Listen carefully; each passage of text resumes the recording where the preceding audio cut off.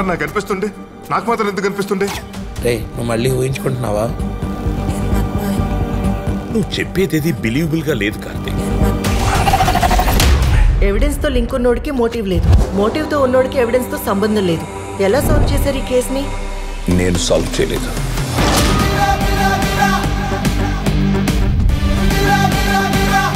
కాకపోతే చిన్న పని చేయాలి, కొంచెం రిస్క్ ఉంటుంది. చేద్దాం రా.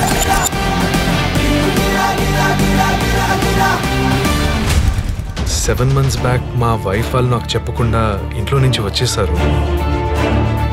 ఇక్కడ ఏం జరిగిందో నీకు చెప్పాలంటే నన్ను ముందు బయటికి తీసుకెళ్ళు. పొర్రపాటున కూడా అది ఓపెన్ చేయకు. వాళ్ళింటికి ఎందుకు పోయినరా?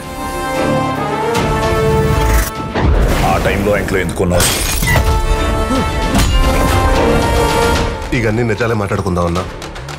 చెప్పు, ఎందుకు చంపినావు? ఆ మున్నాగా నువ్వే చంపినావు కదా? ఏదో వాడి చంపినట్టు మాట్లాడతావేంది వేను? ఆ మర్డర్ కేసుల గురించి మాట్లాడడానికి వచ్చినా సార్. బహుశా ప్రపంచంలో ఇలాంటి కేసు ఎవ్వరూ చూస్తుంటారు.